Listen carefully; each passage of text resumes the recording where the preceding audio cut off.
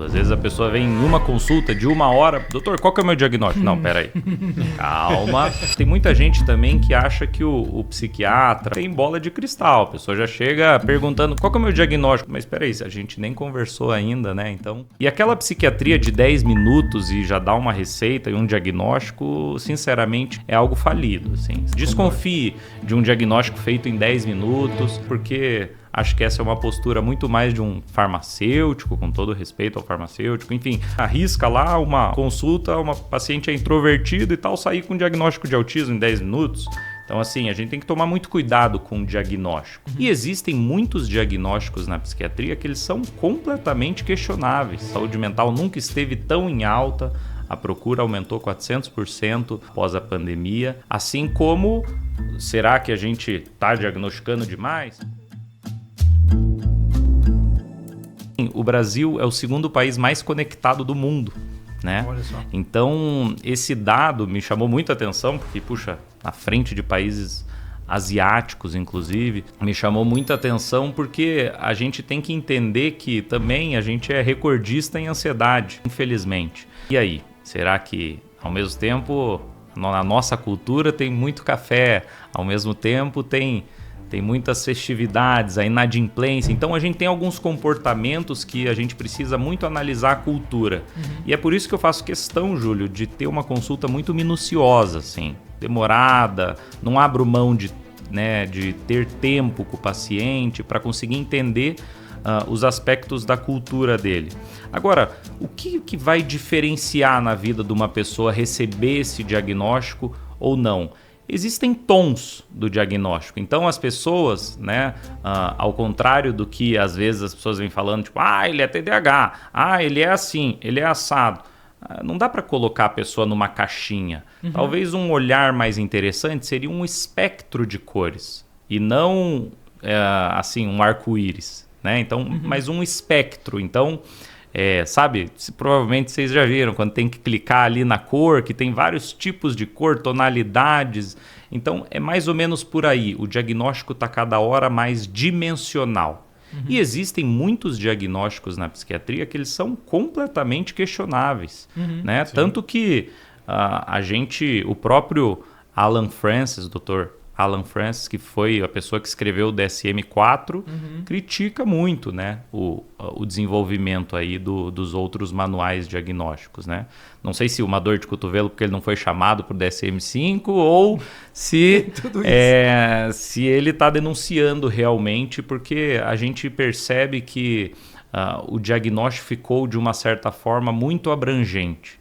E aquela psiquiatria de 10 minutos e já dá uma receita e um diagnóstico, sinceramente, na minha visão, é algo falido, assim, sabe? Desconfie de um diagnóstico feito em 10 minutos, né? Porque acho que essa é uma postura muito mais de um farmacêutico, com todo respeito ao farmacêutico, enfim, mas muito mais de alguém que não conseguiu compreender, muitas vezes, o que você está relatando para o profissional. Eu acho que essa questão do DSM-3, para quem não sabe, eu não lembro da sigla. Diagnóstico de Saúde Mental. Diagnóstico de Saúde Mental, do 3 para o 5, teve um acréscimo de número de doenças gigantesco.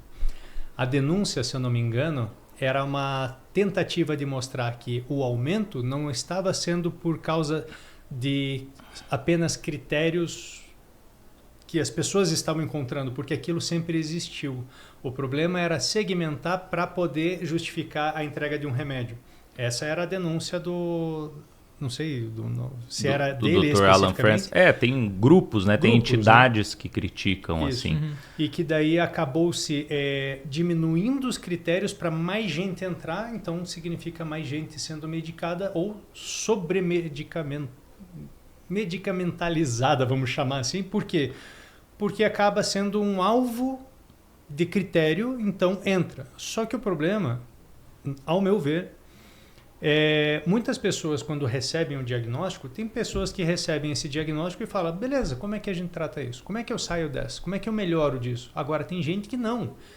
Praticamente tatua aquilo no corpo dela, na testa dela, e ela usa aquilo como uma justificativa para um comportamento que ela não quer mudar. Exato. E este eu acho que é o pior dos serviços da nossa classe médica para o paciente, em tentar colocar, não deixar claro para ele que aquilo é um estado de desequilíbrio, que ele pode tentar equilibrar para um estado de equilíbrio, na qual isso, por mais que exista dentro ali, eu aprendo a lidar com aquilo, eu sei lidar com aquilo, eu sei os gatilhos que aquilo pode me trazer, então eu já posso evitar. Mas, infelizmente, é o famoso veste a carapuça ou usa aquilo de muleta, né? O diagnóstico ele pode servir como uma âncora, assim, né? A âncora pode estabilizar o barco, mas também pode afundar o barco, né? Então a gente tem que tomar cuidado quando a gente vai falar de um diagnóstico, e isso eu tomo muito cuidado. Às vezes a pessoa vem em uma consulta de 1 hora, doutor, qual que é o meu diagnóstico? Não, peraí, calma, não, né? A gente pode falar de algo sindrômico, de algo que você está aqui expondo, mas assim, eu vou precisar de mais tempo para investigar a tua vida, né? Para sentar, muitas vezes a gente utiliza de avaliação neuropsicológica, né? Então, que aliás tem um papel extremamente importante nesse processo todo. Super. Por favor.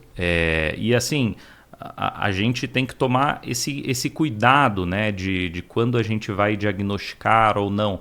Agora, tem muita gente também que acha que o psiquiatra ou o profissional da saúde que está atendendo tem bola de cristal. A pessoa já chega perguntando qual que é o meu diagnóstico, mas espera aí, a gente nem conversou ainda, né? Então, eu entendo que as pessoas querem sim um esclarecimento e a gente está falando de uma área muito negligenciada, mas que essa questão da abertura, como você colocou ali, do diagnóstico, tem os dois lados. Por um lado, a gente está falando mais de saúde mental, né? E envolve a atenção das pessoas. Saúde mental nunca esteve tão em alta, a procura aumentou 400% após a pandemia, né? E durante a pandemia. Assim como, será que a gente está diagnosticando demais? Mas aí a gente se pergunta para aquela tua avó, por exemplo, você aí de casa, puxa, não tinha alguém que sofria com alguma coisa, que ela falava, pô, o fulano fica lá no cantinho dele e tal, recolhido, ou ele é assim mesmo e tal. Então, isso na verdade sempre existiu. A questão é que a gente, cada hora mais a medicina vem avançando e a gente vem tentando ressocializar essas pessoas, né? E de uma certa forma muito bem sucedido. Agora, a gente tem que tomar muito cuidado que, por exemplo, falar-se muito lá por exemplo, do autismo, né? Arrisca lá uma consulta, uma paciente é introvertida e tal, sair com um diagnóstico de autismo em 10 minutos. Então, assim, a gente tem que tomar muito cuidado com o diagnóstico. Esse é um tema muito sério, muito complexo e que merece um olhar rebuscado. Durante o tempo que eu tive a clínica, eu tive vários profissionais trabalhando comigo, entre eles a psiquiatria.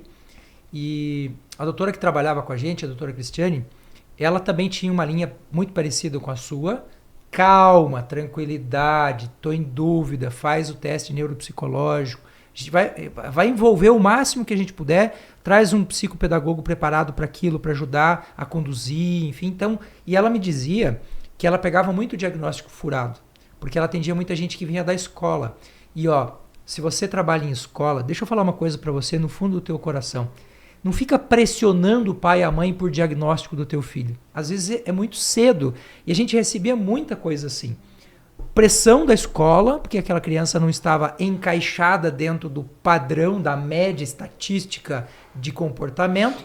E ele tinha que ser enquadrado em alguma coisa dentro da psiquiatria. E ela falava, olha, não é bem assim. Então ela pegava muito TDAH furado, ela pegava muito autismo furado. Você percebe que isso acontece na tua prática também? Percebo, Júlio. E infelizmente, muitas vezes são pessoas que tentaram várias vezes tipos de tratamento, tentaram usar tais tipos de medicação, muitas vezes por tempos incorretos ou dosagens incorretas, mas não pararam para se questionar o principal, qual que é o que a gente está tratando. Agora, é lógico, a gente está falando que o diagnóstico ele é complexo, que a gente tem que ter calma, mas ele é importante. Ele é importante de existir porque ele vai ser uma espécie de uma bússola. Ele vai dar um direcionamento para onde a gente tem que ir, certo? Então, na minha prática, eu percebo bastante Por exemplo, muitas pessoas que a gente vive numa era, e aí a indústria farmacêutica tem um label muito forte do antidepressivo, né? Então o representante do antidepressivo ele visita todas as especialidades, né? E isso eu abomino fortemente. Eu falo, minha família inteira é de médicos, né? Meus 3 irmãos, cunhado, cunhada, mãe. Então eu falo, não receitem antidepressivo, encaminha para o especialista. Poxa, você está em Curitiba, você tem a opção de ir num especialista, né? Uma coisa é se estivesse no interior, às vezes, né, não tem a possibilidade. Eu super entendo e também entendo o profissional que está receitando, que com certeza é na melhor das intenções. Agora, se você tem a oportunidade, procure um especialista, porque até dentro dos antidepressivos ele vai escolher, se for necessário isso, algum que fique melhor encaixado com a situação que você está vivenciando.